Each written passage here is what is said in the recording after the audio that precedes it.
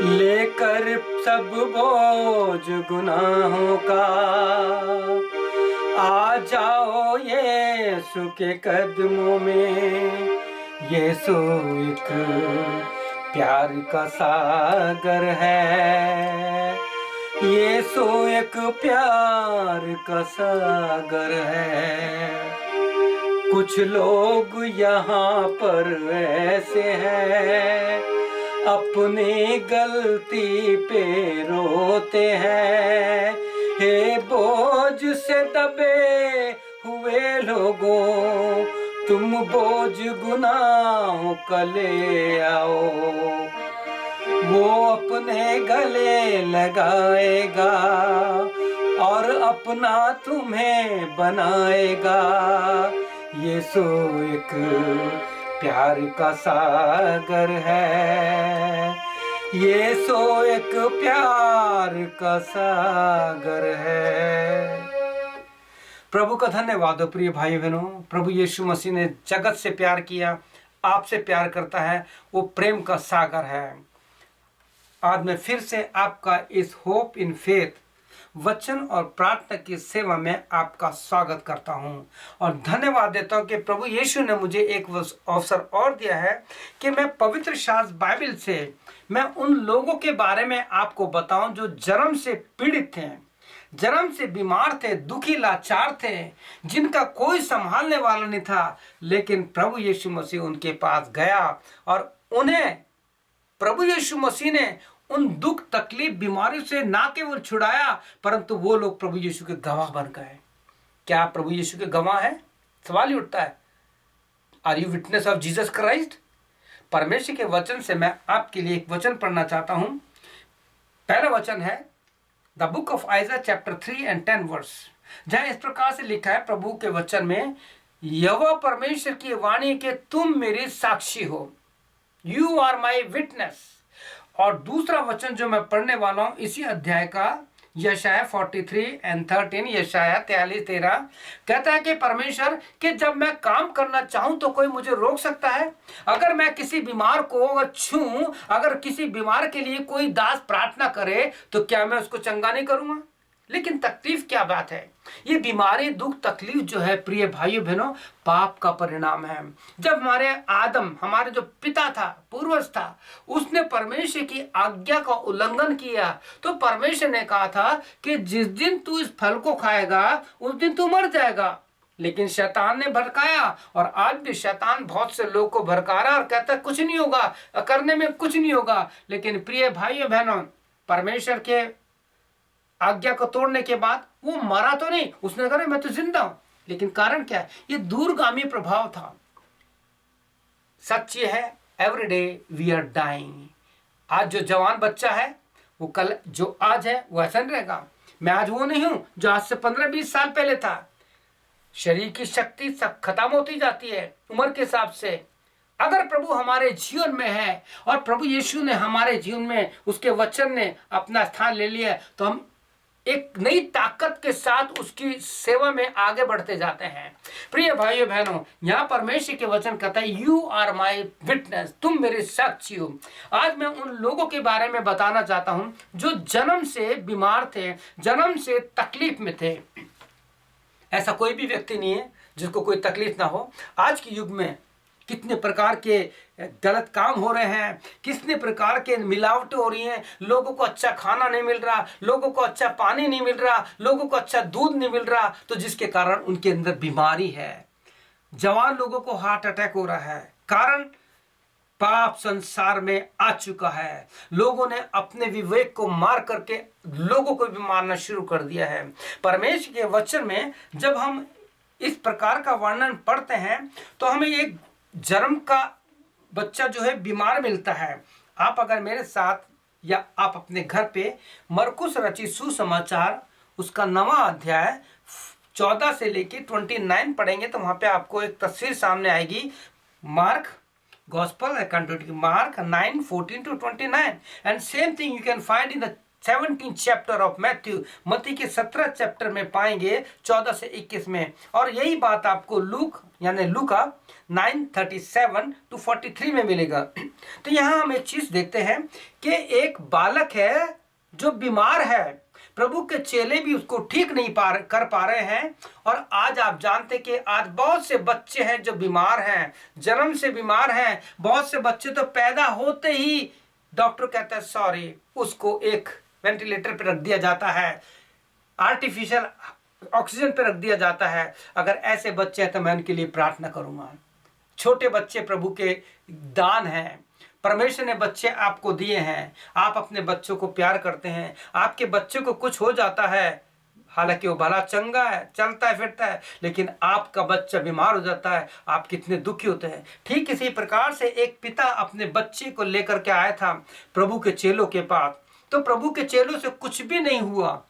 प्रिय भाइयों बहनों, यहाँ इस अध्याय को पढ़ेंगे तो आपको बहुत सुंदर बात मिलेगी कि जब प्रभु के चेलों से कुछ नहीं हुआ तो लोगों ने प्रभु यीशु से कहा कि प्रभु हमने तेरे चेलों से कहा लेकिन वो उसको नहीं कर सके। प्रभु यीशु को दुख हुआ और प्रभु ने कहा मैं तुम्हारी कब तक सहूंगा। आज बहुत से सेवक हैं जिनकी सह रहा है प्रभु, सेवा के नाम पर प्रभु ये माफ करें मुझे कि किस प्रकार से हम जैसे परमेश्वर के वचन में लिखा है जैसी सेवा करनी चाहिए हम नहीं करें। मुझे बहुत डर लगता है। प्रभु यीशु मसीह ने जब उस व्यक्ति को जो अपने बच्चों को लाया था तो प्रभु यीशु मसीह ने उससे पूछा कि इसकी यह हालत कब से है, अर्थात ये बच्चा बीमार कब से है। तो उसके पिता ने कहा कि प्रभु बचपन से है, from the childhood he is not feeling well, he is sick. और बीमारी क्या थी, उसमें दुष्ट आत्मा लग गई थी। और दुष्ट आत्मा ऐसी थी कि जब उसमें आती थी तो बच्चे को मरोड़ती थी, उसके मुंह से फेन निकलते थे और बहुत तकलीफ हो जाती थी। क्रोध की आत्मा, आज बहुत से लोगों में क्रोध की आत्मा पाई जाती है। छोटी छोटी बातों में इतने क्रोध होते हैं कि दांत पीसते हैं और कुछ का कुछ कर देते हैं। आजकल कितने लोग मर्डर हो रहे हैं छोटी छोटी बात पर।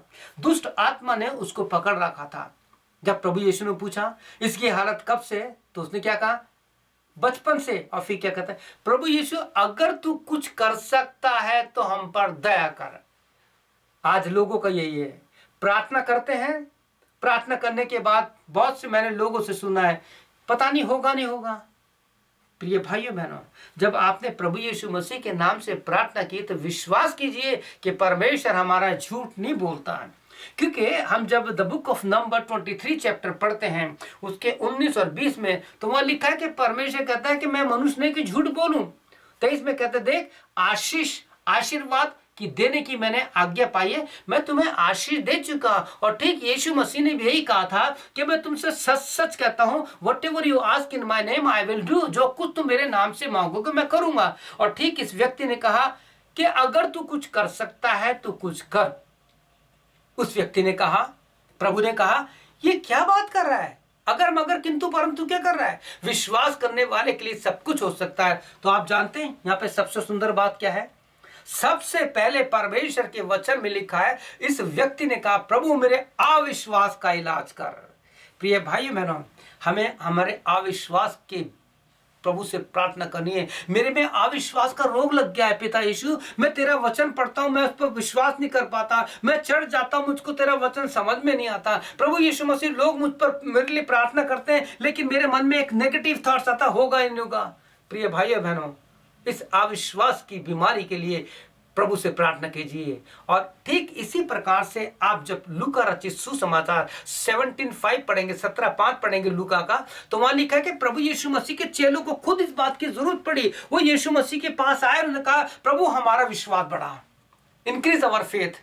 प्रिय भाइयों बहनों, in our day to day life we have to pray Lord increase my faith, increase my faith. और प्रभु यीशु मसीह आपसे नहीं कहता तुम्हारा विश्वास पहाड़ के समान हो, समुद्र के बराबर हो, सब पृथ्वी के बराबर हो। प्रभु कहता है like a mustard seed, if you have the faith like a mustard seed you can shake the mountain. अगर तुम्हारे में राई के दाने के बराबर भी होगा तो तुम पहाड़ को हिला सकते हो। ये पहाड़ क्या है, पहाड़ हमारी बीमारी, दुख, तकलीफ, अविश्वास, इसको आप हिला सकते हो। और यहां पर प्रभु यीशु मसीह ने उस व्यक्ति से जब कहा कि ये क्या बात करता है, विश्वास करने वाले के लिए सब कुछ हो सकता है, तो प्रभु यीशु मसीह ने पहले उसके अविश्वास का इलाज किया।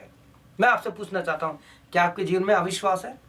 तो प्रभु से कहिए, प्रभु पहले तू मेरे अविश्वास का इलाज कर, मेरे अविश्वास का इलाज कर, इंक्रीज माय फेथ। और उसके बाद हम देखते हैं कि यीशु मसीह ने उस दुष्ट आत्मा को डांटा और उस बच्चे को छोड़ के चली गई, और बच्चा ऐसा लगता था मर गया, लेकिन बच्चा उठा। और क्या हुआ? उस बच्चे के द्वारा प्रभु की महिमा हुई।